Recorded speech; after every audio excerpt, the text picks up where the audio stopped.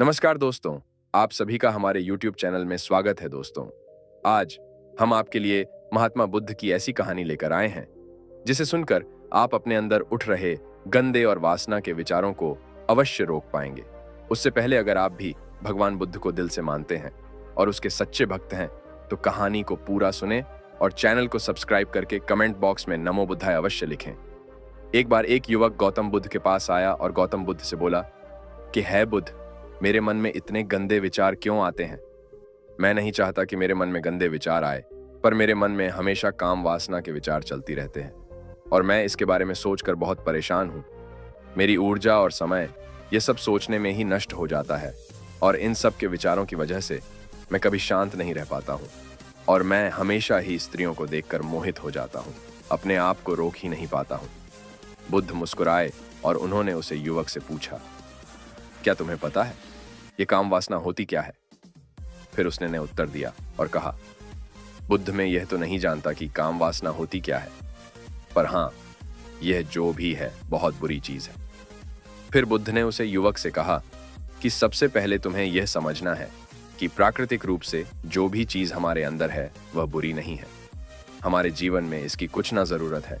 वासना कोई बुरी बात नहीं है, यह तो हमारे मन की एक भावना है जो हमें किसी न किसी चीज की कमी का एहसास करवाती है और फिर हम उसे चीज को पाने के लिए उसे चीज की तरफ आकर्षित हो जाते हैं। जैसा अगर तुम्हारे पास धन कमी है तो तुम धन पाने की वासना उत्पन्न हो जाएगी।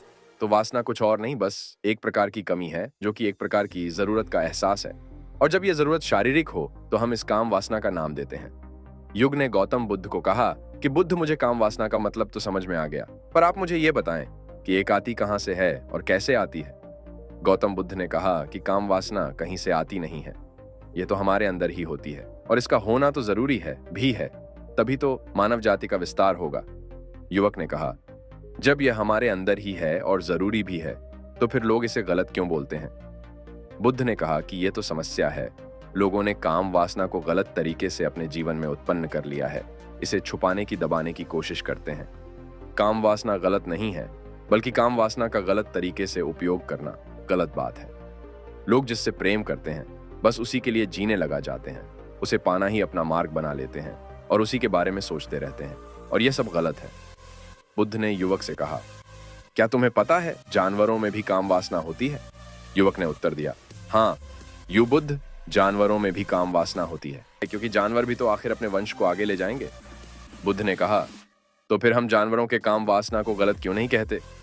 युवक ने कहा, मुझे नहीं पता महात्मा, आप ही मुझे बताएं। गौतम बुद्ध ने कहा कि जानवर अपनी काम वासना का प्रयोग आनंद प्राप्त प्रतीत के लिए नहीं करते, भाई तो सिर्फ संतान उत्पन्न करने के लिए काम वासना का उपयोग करते हैं। हम हावी क्यों हैं? ये बेलगाम क्यों हो जाता है? तब गौतम बुद्ध ने कहा, अब जो मैं तुम्हें बताऊंगा उसे सुनो, ध्यान से सुनो, तुम्हें वासना का पूरा खेल समझ में आ जाएगा। तुम्हें तुम्हारे सभी सवालों के जवाब मिल जाएंगे, तुम्हें बस ध्यान से सुनकर समझना होगा। तब गौतम बुद्ध ने उस युवक से कहा, एक समय की बात है, गुरु और उनके शिष्य एक आश्रम में रहते थे। शिष्य प्रतिदिन दीक्षा लेने के लिए आश्रम से बाहर गांव में जाते थे। जो शिष्य भिक्षा लेने के लिए गांव में जाता था, रास्ते में एक नदी पड़ती थी जिससे होकर वह प्रतिदिन भिक्षा लेने के लिए जाता था। एक दिन उसने एक लड़के को पेड़ के पीछे छुपे हुए देखा। वह लड़के के पास गया और पूछा, भाई तुम इस पेड़ के पीछे छिपकर क्या देख रहे हो? लड़के ने कहा, अरे क्या तुम्हें वह नहीं दिख रहा जो मैं देख रहा हूं? उसकी नजर नदी पर पड़ी तो वहां कुछ लड़कियां पानी भर रही थीं। लड़कियां 14-15 साल की होंगी। तब शिष्य ने लड़के से कहा, अरे भाई, वहां तो लड़कियां पानी भर रही हैं, इसमें छिपने की क्या बात है? तभी लड़का शिष्य की ओर देखता है और उससे कहता है, अरे मूर्ख, क्या तुम देख नहीं सकते कि मैं क्या कर रहा हूं? वे परियां नदी से पानी कैसे खींच रही हैं, जरा उसके भावों को देखो, उसके कोमल शरीर को देखो। बर्तन उठाते समय उसकी पतली कमर कैसे लचकती है और उसके बाल उसकी कमर पर ऐसे लहरा रहे हैं मानो सुंदरता बिखरी हुई हो। शिष्य फिर से नदी की ओर देखता है और इस बार वह देखता ही रह जाता है। अब तक उसे कुछ भी दिखाई नहीं दे रहा था और वह बिल्कुल निडर था। उसे किसी बात का डर नहीं था, लेकिन अब वह छिपने लगा और उन लड़कियों को ऐसे देखने लगा जैसे उसने कोई अपराध किया हो। और जब वह छिपकर उन लड़कियों को देख रहा था तो वह अंदर से कांपने लगा।